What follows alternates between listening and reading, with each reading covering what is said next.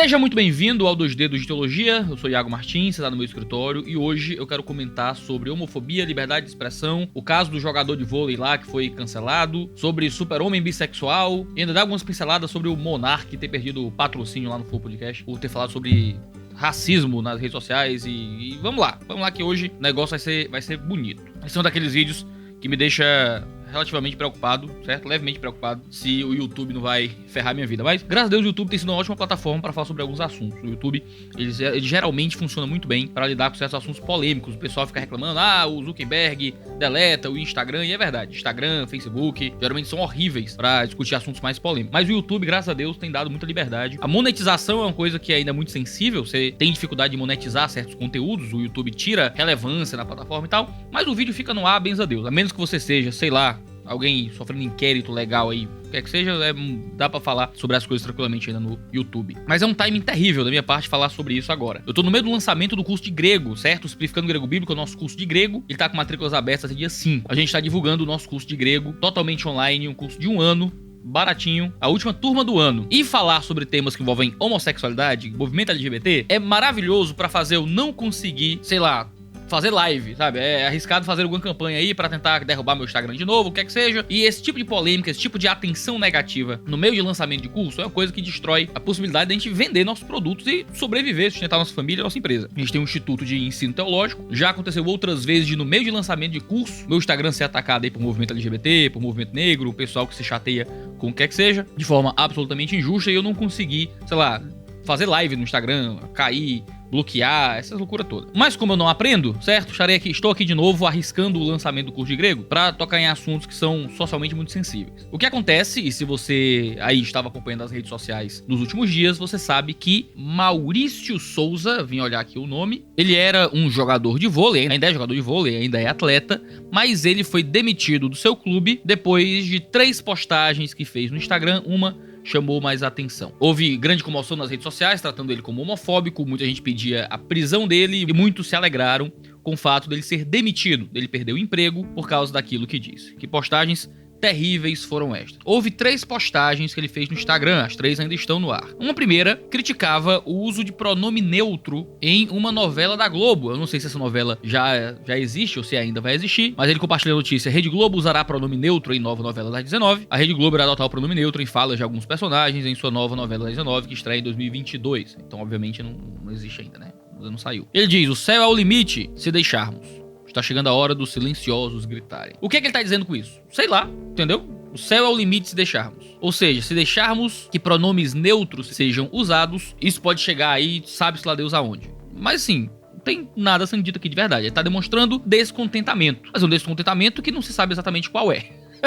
Ele não gosta de pronome neutro. Tudo bem, eu também não gosto. Eu acho uma invenção linguística aí completamente ridícula. Ele também acha que as coisas só vão piorar. Piorar o quê? Gramaticalmente? As pessoas vão entender menos de português? As capacidades linguísticas das pessoas vão piorar? Qual é o limite? Sabe-se lá. Isso só tá na cabeça dele. Não existe nada. É homofobia isso aqui? Ser contra pronome neutro? Não gostar do uso de pronome neutro? Bobagem. Você pode gostar de pronome neutro. Não gostar de pronome neutro não é crime. Até onde me consta, não é nada socialmente terrível. Você não tá impondo mal sobre ninguém. Uma segunda postagem dele no Instagram, então, essa foi a postagem que fez mais sucesso, é sobre o Superman bissexual. Ele mostra aqui a imagem, quadrinho, Superman atual, filho de Clark Kent. Eu nem sabia que Super-Homem era um cargo familiar que se passava por geração, mas tudo bem. Filho de Clark Kent, assume ser bissexual. Eu confesso que faz muito tempo que eu não leio quadrinhos assim, Super-Homem, Batman, essas coisas. Eu cresci lendo essas coisas, a minha infância foi cheia de histórias em quadrinho. No meu tempo, o Super-Homem era quase uma alegoria cristã, né? Era um ser que representava quase um ser divino. Tanto que nos filmes atuais tem essa brincadeira, né? Com ele ser um falso deus e coisas assim. Então eu tô por fora do lore atual dos quadrinhos ADC, de quem é filho do Super-Homem, quem não é. Eu tô perdido já. Então aqui a gente tem a foto do filho do Super-Homem, o desenhinho beijando um outro desenhinho de cabelo rosa. Isso aqui é um mullet, é? Parece um mullet. Isso aqui me ofende mais que o beijo gay. Mullet é um negócio horroroso. Ave Maria. O cara tem um mullet rosa. Aí é brega demais. Mas ele diz assim, ó: é só um desenho. Não é nada demais. Aí um bichinho, né? Assim, vai nessa que vai ver onde vamos parar. Essa foi a grande postagem que acabou aí com a carreira, né? Pelo menos momentaneamente, do Maurício Souza. É só um desenho, não é nada demais. Isso seria algo que aqueles que defendem o desenho, sei lá, ou que não se importam muito com o desenho, diriam: gente, é só um desenho, nada demais. Porque o desenho de uma dupla gay. No caso aqui, bissexual. Vai nessa que vai ver onde vamos parar. Vamos parar onde? Ele falou a mesma coisa lá do pronome neutro. Onde é que vamos parar onde, Maurício Souza? Quer saber onde é que a gente vai parar? Deixa isso um pouco mais claro, mas não sei onde é que vai parar. Ele só diz que vai parar em algum lugar. Ou seja, tá demonstrando aqui um tipo de descontentamento. Um descontentamento que em um vídeo que ele gravou posteriormente, que também tá no Instagram dele, ele explica que tá relacionado com as crianças, certo? Porque na cabeça do Maurício Souza, esses quadrinhos são infanto-juvenis, então... E você pode discordar que seja, mas eu acho realmente que são. A leitura desses quadrinhos não é coisas que crianças não fazem. Crianças estão lendo quadrinhos que normalizam o comportamento bissexual. E ele acha que isso é uma coisa ruim. E sabe-se lá onde é que a gente vai parar com isso. É o quê? Mais crianças sendo homossexuais? É isso que vai acontecer? Bom, pode ser. Talvez seja justamente nesse sentido. Você tem aí um processo... então, de discussão de sexualidade a partir de uma perspectiva mais moderna de sexualidade. Então a gente tem aqui o Maurício Souza demonstrando algum descontentamento sobre quais seriam os desdobramentos de crianças ou pessoas infanto-juvenis tendo contato com uma apresentação da sexualidade de forma bi, não é? De forma um pouco mais aberta. Por isso aqui, ele é tratado por homofóbico, certo? Por isso aqui ele é tratado como alguém homofóbico. Houve pressão da Gerdau e da Fiat de tirar os patrocínios do time dele, ao ponto dele ter sido demitido. E houve uma terceira postagem aqui no Instagram, essa também gerou menos engajamento do que a do Super Homem Bi. É um time, fala dessa coisa esquisitíssima que é homens que se sentem mulheres serem aceitos em times, né, em esportes de mulheres. Então eu tenho o que chamam de mulher trans. Uma mulher trans é só um homem, certo? Uma mulher trans é um homem. Vou repetir isso, eu sei que hoje em dia é escandalizador dizer isso, mas uma mulher trans é um homem que se sente mulher. Claro, você pode se sentir de uma forma diferente do que é o seu sexo biológico. O sexo biológico é masculino, você se sente mulher. Como isso vai ser interpretado? Isso é outro assunto. O ponto é, um homem biológico que se sente uma mulher, ele é um homem, certo? Porque a definição de homem e mulher é fundamentalmente biológica, muito mais do que cultural. Então você percebe a diferença de altura, você percebe a diferença de musculatura. Esse homem aqui, que se sente mulher e que é aceito como mulher pelos que têm poder de dominar no time, é um ex-militar da Marinha Americana. E esse ex-militar da Marinha Americana está aqui como se fosse uma mulher, porque ele se sente mulher. Ele diz o seguinte: se você achar algum homem nesta foto, você é preconceituoso, transfóbico e homofóbico. Mais uma conquista do feminismo para as mulheres. Aqui ele ofende todo mundo, aqui ele é um cara que aparentemente não tem muita preocupação em ofender certos grupos sensíveis, mas ele tá pleno de razão. Tem um homem biológico aqui. Quando a gente fala de esportes, a gente tá falando fundamentalmente de capacidades físicas. E aqui a gente tem um ex-marinheiro que é claramente fisicamente privilegiado em contraste com as outras mulheres, sendo tratado como se fosse uma mulher. Se você encontrar um homem aqui, a cultura vai lhe tratar como preconceituoso, transfóbico e homofóbico. Ele tem toda a razão. Essa questão de aceitar homens como se fossem mulheres dentro dos esportes, porque esses homens se sentem mulheres, é um absurdo. Você pode concordar que masculinidade e feminilidade é algo puramente social e que o modo como você se auto-percebe vale muito mais do que a sua biologia, de que um homem que se sente mulher, na verdade, não é homem, é mulher mesmo, porque é uma mulher trans, porque tá num corpo diferente. Aí, meu irmão, aí você acredita na sociologia e na antropologia que você quiser. O fato é que quando você fala de esporte, você tá falando de capacidade física. E a capacidade física independe de como você se sente. A capacidade física vem da sua biologia e um homem, mesmo que ele tome hormônio, mesmo que ele adie a sua puberdade com bloqueador de puberdade, ele vai ter características muito mais masculinas do que as mulheres, e ainda mais alguém que vai tentar fazer algum tipo de transição hormonal apenas muito posterior na vida. Ele recebeu os efeitos da testosterona no corpo dele a vida inteira. E o que a gente tem é homens trucidando mulheres nos esportes porque se sentem mulheres. Sabe o que é engraçado? A gente vê pouco do contrário. Para esses times é muito vantajoso ter um homem que se sente mulher e que se apresenta como mulher, porque esses homens são fisicamente muito mais capacitados do que as mulheres. O contrário a gente não vê muito. Mulheres que sentem homens em esportes masculinos, justamente porque essas mulheres são fisicamente menos capacitadas do que os homens ali, justamente por causa do modo como a testosterona afeta a musculatura e a densidade óssea daquele indivíduo ao longo de toda a vida. Ele diz, mais uma conquista do feminismo para as mulheres. É uma alfinetada no feminismo aqui.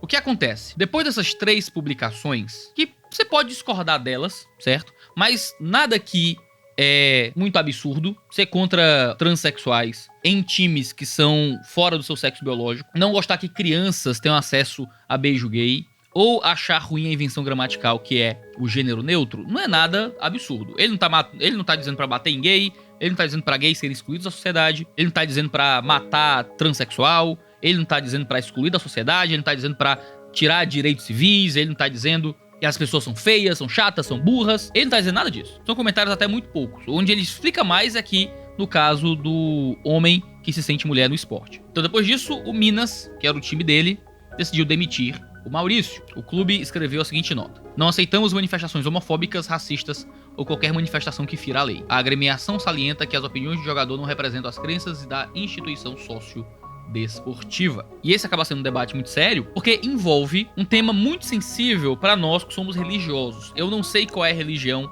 de Maurício Souza. Eu só sei que ele fala coisas que de um jeito eu não falaria. Eu acho que existe certo problema no modo como Maurício Souza se expressa. Eu não falaria como Maurício Souza fala, certo? Não falaria. Eu não gosto desse tipo de seletividade que se incomoda com homossexualidade nas mídias, como se isso fosse muito pior que vários outros elementos das mídias. Você lê o quadrinho do Super-Homem e tem ele fornicando, certo? Fazendo sexo fora do casamento. Por que é que isso é pior que beijo gay? Por que é que beijo gay é muito pior do que isso? A gente acessa as nossas mídias e a gente tem adultério, divórcio, violência, sexo fora do casamento, pornografia, masturbação, ira, ganância, exibicionismo, vontade de ser rico. Tudo isso vai contra a ética cristã. E isso nos ofende muito menos do que nos ofende homossexualidade.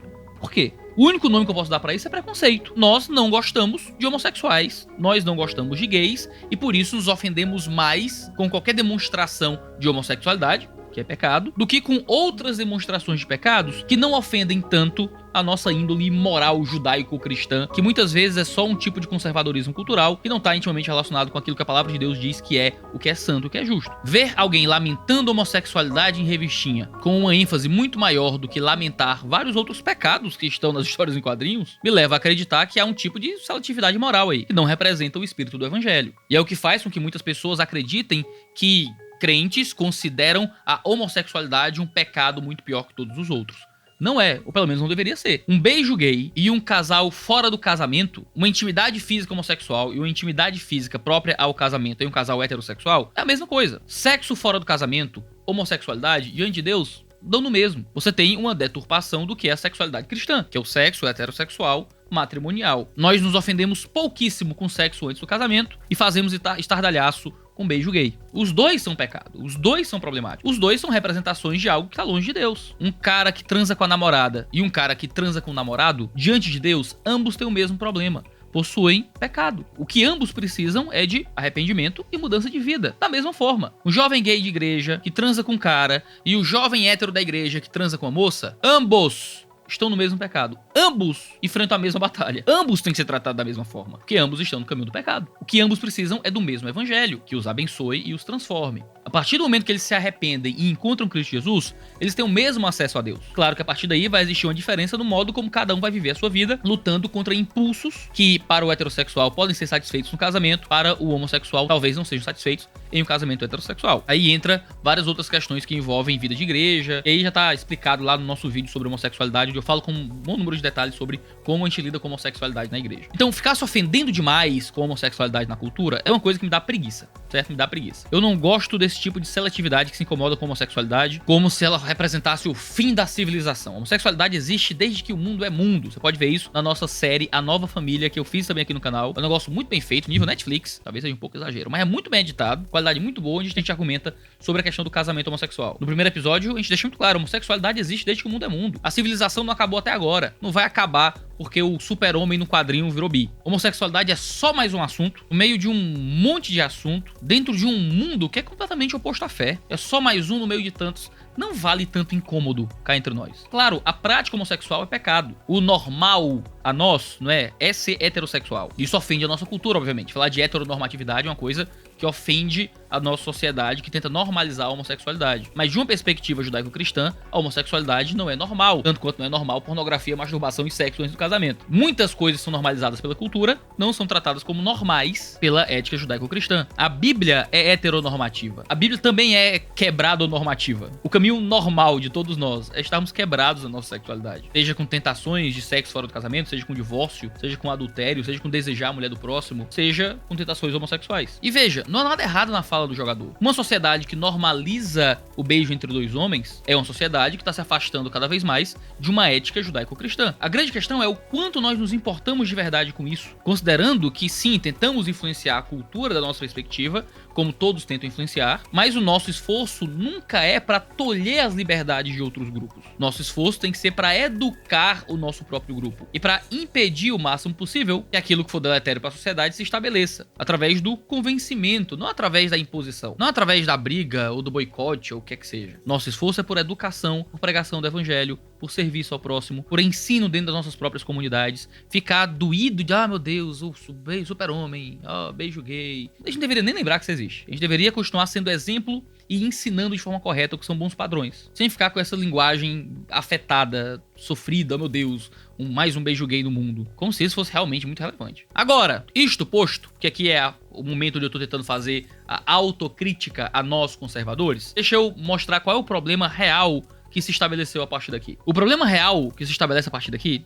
é que grupos LGBT se tornaram poderosos e mimados. Poderosos e mimados. Se um dia eu escrever um livro sobre grupos LGBT e o modo como eles têm se estabelecido no Brasil hoje, aí seu título vai ser esse: Poderosos e Mimados. Movimentos de homossexuais e transexuais, que sempre se venderam como minorias sociais, conseguiram muita relevância na mídia e muito poderio de controle financeiro, de modo que, através da imposição estatal e do controle capitalista, eles impõem seus ideais sobre a sociedade, e os seus ideais são calibrados com uma boa dose de hipersensibilidade. Se por um lado disse que o Brasil é o país que mais mata travestis e transexuais e homossexuais no mundo, dados esses que nunca são muito bem estabelecidos, e isso já é tema para outro assunto, os homossexuais se manifestam no Brasil como um grupo extremamente hipersensível a absolutamente qualquer descontentamento. Qualquer pessoa que discorde da ética homossexual, da meta-ética eudemonista dos grupos LGBTs modernos, você não sabe o que é isso, você assiste lá a Nova Família, que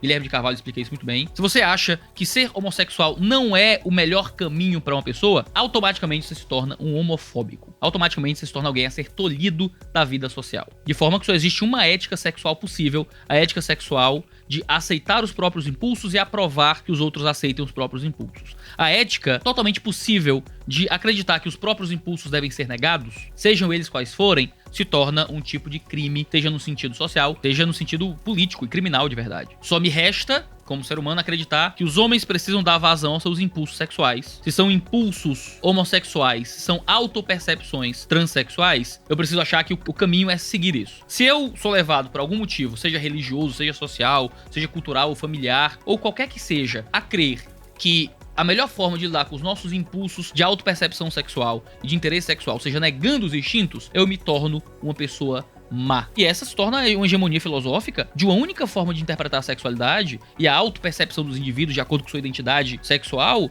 que domina toda a sociedade e você não tem o direito de discordar disso. Então, grupos homossexuais que se tornam hipersensibilizados e querem o fim da vida e o apagamento de pessoas que discordam da ética sexual deles, têm certos controles políticos e financeiros e acabam se impondo sobre a sociedade de forma violenta também. Porque tirar o emprego de alguém por causa de suas opiniões, quando essas opiniões não são opiniões violentas, é um tipo de violência. Olha, se tornou homofobia não gostar que crianças tenham acesso a beijo gay, se tornou transfobia não gostar que ex-marinheiros do exército americano, claramente fisicamente mais bem favorecido, jogando contra outras mulheres, se isso se torna transfobia, acaba que a gente caminha para transformar a existência social em uma impossibilidade. Você pode perdoar tudo hoje em dia. Você pode ser um ex-assassino, Pedrinho Matador tá aí, certo? Dando entrevista em podcast. Perdoa-se tudo na nossa sociedade. Pode matar, você pode fazer o diabo a quatro. Você só não pode discordar de uma ética sexual específica. Tudo virou homofobia, que vira o pecado imperdoável não aprovar esse tipo de ética. Sabe qual é o grande problema que se estabelece aqui? Você tem o fim da liberdade de expressão, as pessoas não têm mais liberdade de expressar descontentamento com a ética específica, e você tem um fim muito triste aos movimentos minoritários,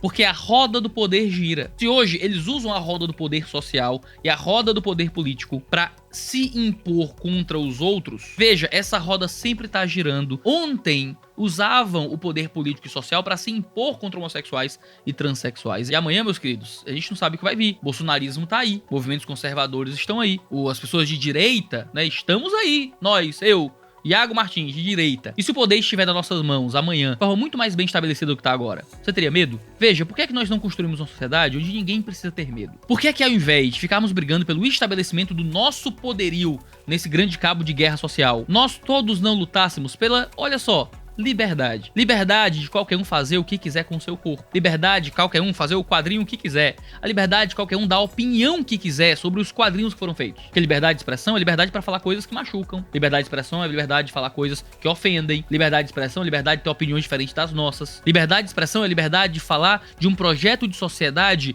que nos desagrada. Conservadores tentam calar gays e trans. Gays e trans militam para calar e desempregar conservadores. E querem excluir da vida em sociedade quem acredita numa família tradicional. Cristãos, por outro lado, tinham que estar fora desse cabo de guerra. A nossa função não é brigar para estar por cima nessa roda que gira do poderio. A nossa função é ajudar a quebrar essa roda e criar uma sociedade pluralista, onde as pessoas têm liberdade de acreditarem e fazer o que elas quiserem, desde que elas não ponham ninguém em uma situação de insegurança. O mundo tá podre, meus queridos, e a solução tá fora das agendas de poder desse mundo. Nós não estamos aqui como cristãos para tentar encontrar poderio político para calar os LGBTs. Nós, como cristãos, deveríamos estar usando o poderio político para diminuir a força do poderio político sobre as decisões e as vidas comuns, seja a decisão de viver uma meta-ética sexual específica, seja a decisão de falar sobre a sua ética sexual específica. Ainda que um grupo ofenda o outro. Os ofendidos que fiquem ofendidos na sua vida e reclamem de estar ofendidos. O problema é usar o poderio político contra aqueles que estão do outro lado em um debate muito específico. Nós deveríamos lutar para que homossexuais não perdessem seus empregos por serem homossexuais, para que conservadores não perdessem seus empregos por serem conservadores, para que todos pudessem se permitir em sociedade, mesmo discordando, mesmo através da convicção, da persuasão, convencer o outro do contrário, nunca através da imposição. Não é isso que nos permite viver em sociedade, não é isso que faz a gente viver longe da barbárie, não é isso que nos mantém como civilização, é a possibilidade de termos uma sociedade cada vez mais plural, onde possamos nos respeitar como indivíduos, ainda que não respeitemos as ideias dos outros. Ah não, Iago, mas veja só, homofobia. Nós não podemos criar uma sociedade que aceita que pessoas sejam homofóbicas. Esse cara foi homofóbico e é isso aí. Então vem cá, vamos qualificar melhor a questão da homofobia devagar. O que é homofobia? Você pode me dizer? Você sabe descrever pra mim o que é homofobia? Infelizmente no Brasil, ou felizmente, dependendo do seu ponto de vista, nós não temos uma lei sobre homofobia, certo? Isso nunca foi votado no Congresso, nunca foi votado no Senado, nunca foi aprovado por um presidente. No Brasil, homofobia não possui uma lei específica que a qualifique. Então, o que é homofobia? Que é crime? Nós não sabemos. O que é que nós temos no Brasil? Uma decisão do STF, e eu não sou jurista, mas do que leio acerca do assunto, sou muito descontente com o STF tomar esse tipo de decisão, porque isso é basicamente criar lei, indo muito além da função do Supremo Tribunal Federal, que é julgar as inconstitucionalidades, que é interpretar a Constituição. O STF diz isso com clareza. Enquanto não houver uma lei que seja aprovada vias normais, Congresso e Senado, eles vão equiparar homofobia e transfobia a racismo. Eu li a ADO antes de fazer esse vídeo aqui. E veja só, nós não temos uma clara definição do que é homofobia. Isso não é estabelecido com muita clareza. Nós não sabemos o que é homofobia de forma muito clara, porque não existe uma lei pra isso. Existe um malajambrado, um puxadinho, uma gambiarra jurídica que foi feita no Brasil pra tentar dar algum direito e proteção especial àqueles que são homossexuais e transexuais. Mas eu tava lendo o texto aqui, e um ponto me chamou muita atenção. Olha só. A repressão penal à prática da homotransfobia não alcança nem restringe ou limita o exercício da liberdade religiosa, qualquer que seja a denominação confessional professada, cujos fiéis e ministros, tanto pregadores quanto membros normais, é assegurado o direito de pregar e divulgar livremente, pela palavra, pela imagem ou por qualquer outro meio, o seu pensamento e de externar suas convicções de acordo com o que se contiver em seus livros e códigos sagrados, bem assim o de ensinar, segundo a sua orientação doutrinária e ou teológica, podendo buscar e conquistar prosélitos e praticar os atos de culto e respectiva liturgia, independente do espaço, público ou privado, de sua ação individual ou coletiva, desde que tais manifestações, e aqui a gente vai encontrar o limitador à liberdade religiosa, aqui é um estabelecimento de liberdade religiosa muito absoluto, e aqui tem um limitador da liberdade religiosa, dentro do sentido do discurso que envolve, transfobia e homofobia. Desde que tais manifestações não configurem discurso de ódio, assim entendidas, e aqui ele vai explicar o que é discurso de ódio, aquelas exteriorizações que incitem discriminação, hostilidade ou violência contra pessoas em razão de sua orientação sexual ou de sua identidade de gênero. Então, como é que o texto descreve o limitador da percepção religiosa, tradicional e conservadora da família? E esse limitador está no discurso de ódio. Você pode falar o que você quiser sobre homossexualidade, você pode falar o que você quiser sobre transexualidade, você tá livre desde que não se configure discurso de ódio. E discurso de ódio é bem qualificado aqui. É incitar discriminação, hostilidade ou violência.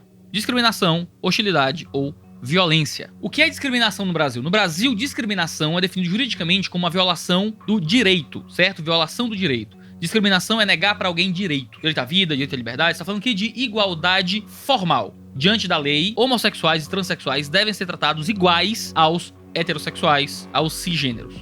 Esse é um transexual, transgênero, um cisgênero, cissexual. Existe cissexual? Nunca ouvi cissexual. Linguagem é muito confusa. Então, se você tem um gay, se você tem um trans, e você, no seu discurso, nos seus atos, você nega a eles um tratamento legal, idêntico ao tratamento de um heterossexual, você está cometendo discurso de ódio, isso é homofobia. O discurso também não pode promover hostilidade ou violência, e aqui a linguagem é muito forte. O discurso, ele se torna criminoso quando ele incita a violência ou um comportamento hostil a um indivíduo, colocando a sua integridade física claramente em risco. Isso é um discurso de ódio, é um discurso que coloca a integridade física dos outros em risco. Ou seja, se o meu discurso, como um conservador, como um cristão, não está promovendo perda de direitos civis ou hostilidade violenta, o meu discurso não é um discurso de ódio, o meu discurso não é homofóbico. Então me pergunte, onde Maurício Souza foi homofóbico? Se ele não tá falando da perda de direitos civis, se ele não tá dizendo que um crime cometido contra o homossexual é menos grave do que um crime cometido contra um heterossexual,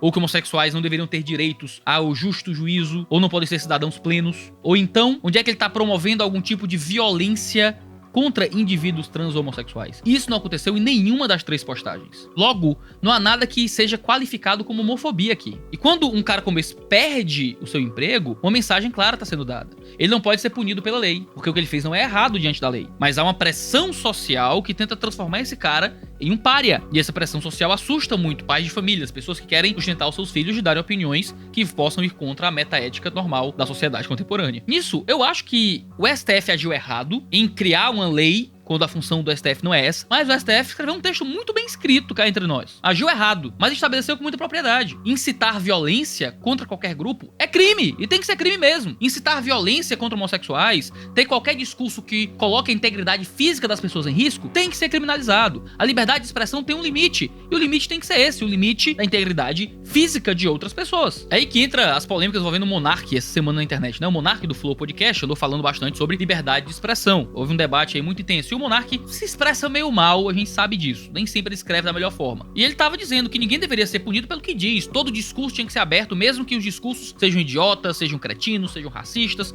Ele diz, eu não quero que existam discursos racistas na sociedade, mas eu não quero que um burocrata em Brasília seja aquele que vai decidir qual discurso é racista ou não. Você pode discordar da posição do Monark, mas o Monark tem uma razão muito estabelecida aí. Qual é o limite da liberdade de expressão? O limite da liberdade de expressão deveria ser única e exclusivamente a integridade física de outra pessoa. Se eu chego num cinema e grito fogo, fogo, e as pessoas saem correndo e se pisoteiam e gente morre, eu, pelo meu discurso, sou responsável pela violência à integridade física de algumas pessoas que aconteceu ali. Se eu sou o mandante de um crime, por exemplo, eu não fiz nada além de falar. Eu disse, ó, vai e mata fulano. E se fulano é morto, eu sou responsável pelo meu discurso. Se eu faço um vídeo no YouTube e grito, gays têm que morrer, matem gays na rua, e matam os gays, a culpa é minha também. Se eu digo, veja só, que negros são seres humanos inferiores, que homossexuais são pessoas que devem ser excluídas da sociedade, eu tô trazendo um discurso que é hostil e que é violento a outro grupo. Esse discurso tem que ser tolhido. Esse discurso é um discurso criminoso, porque pelo meu exercício da palavra, eu gero um efeito na realidade. E esse efeito na realidade é a morte de alguém. Qual é o problema? É que existe um jeito completamente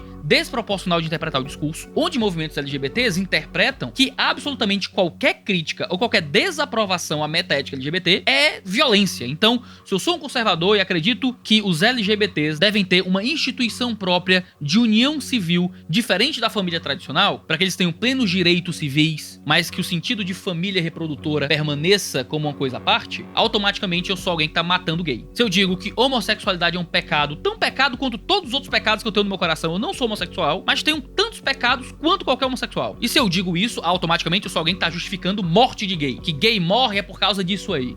E não é. Se o meu discurso não gera direta e claramente violência e hostilidade a alguém, o meu discurso não pode ser tolhido. E veja, até porque o discurso cristão é um discurso de amor, misericórdia, paciência, longanimidade, benignidade, nós somos ensinados a dar a outra face, a orar pelos inimigos, a perdoar quem nos ofende. Entendemos que a conversão ao evangelho se dá de forma espiritual e através da pregação da palavra. Como o discurso cristão pode justificar qualquer violência contra quem quer que seja? Isso não faz nenhum sentido, isso não é um discurso religioso. O discurso religioso trata a homossexualidade como pecado, trata os homossexuais como imagem de Deus também. Homossexuais são imagem de Deus. Pessoas dotadas de valor, pessoas que também podem ser alcançadas pelo evangelho. Nosso tratamento com eles é de graça, é de misericórdia, é de comunhão muitas vezes. Ainda que a gente condene o comportamento, porque condenamos muitos comportamentos, queridos. Se tem uma coisa que o cristianismo sabe fazer, é condenar o pecado. E nenhum de nós é livre. Eu não sou melhor que nenhum homossexual. Nenhum homossexual é menos imagem de Deus do que eu. Ainda que o pecado seja condenado como todo pecado é condenado. Isso é um discurso homofóbico? Se você acha que é, você tá com um problema. O seu problema é achar que um grupo é dono da índole, da moral, da ética e do que é bom e do que é certo e do que é justo. Você pode achar que religião é um retrocesso. Você pode achar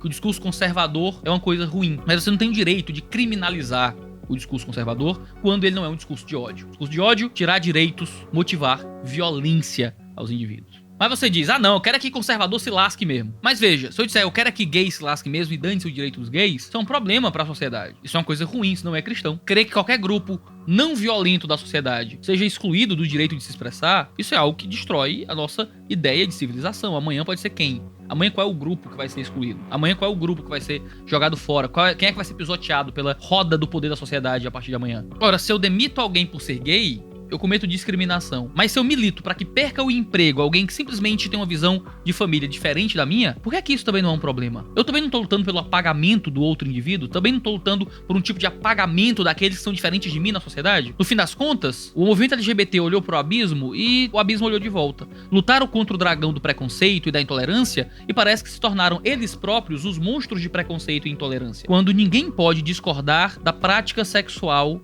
deles sem poder ser aceito dentro da vida social. Quer criminalizar a homofobia? Tudo bem, qualifique bem o que é homofobia. Cria-se uma lei própria pra isso, a gente não tem. E muita gente do movimento negro é contra a homofobia ser equiparada a racismo no Brasil, porque são duas lutas muito diferentes, baseadas em pautas muito diferentes, em históricos muito diferentes. Homossexuais merecem, claro, uma lei própria, porque a sociedade merece saber exatamente qual é o crime. Do jeito que tá até bem qualificado, mas não é nada diferente do que a gente já teria no nosso tratamento legal. O meu discurso não pode gerar violência contra ninguém. Esse deveria ser o limite da liberdade de expressão. Homofobia é um discurso de incentivo à violência.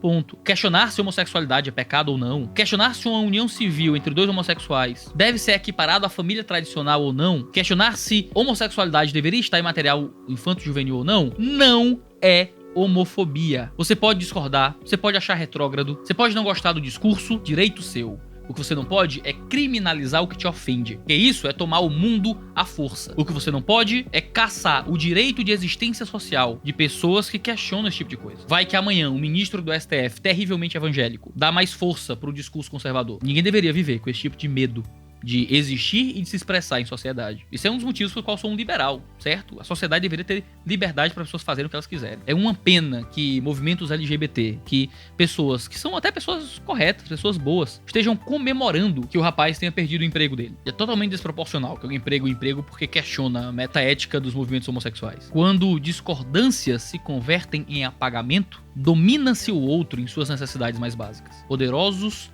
e mimados são perigosos para todos aqueles à volta. E claro, a gente pode discutir muita coisa, o homem psicológico do Philip F., ou então a ideia de relação pura do Anton Giddens, né? Tem muitas questões a questionar aqui sobre o modo como a ética se configura em sociedade. Se você quiser um aprofundamento teórico disso, confira a nossa websérie A Nova Família, uma série de 12 vídeos, onde a gente cria uma série documental em 7 episódios, só discutindo a questão do casamento homossexual e de como os LGBTs deveriam ser recebidos no sentido civil. A gente discute direito, filosofia, religião, história.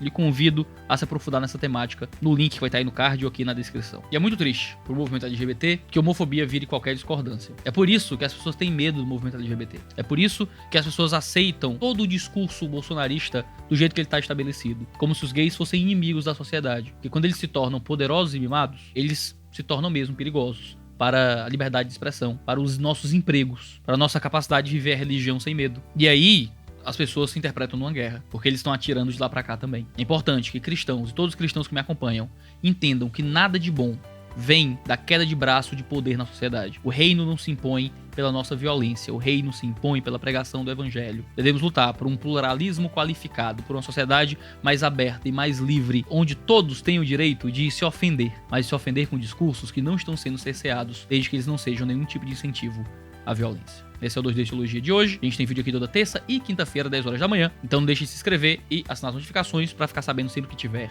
vídeo novo. Um cheiro no seu cangote e até a próxima aqui no canal.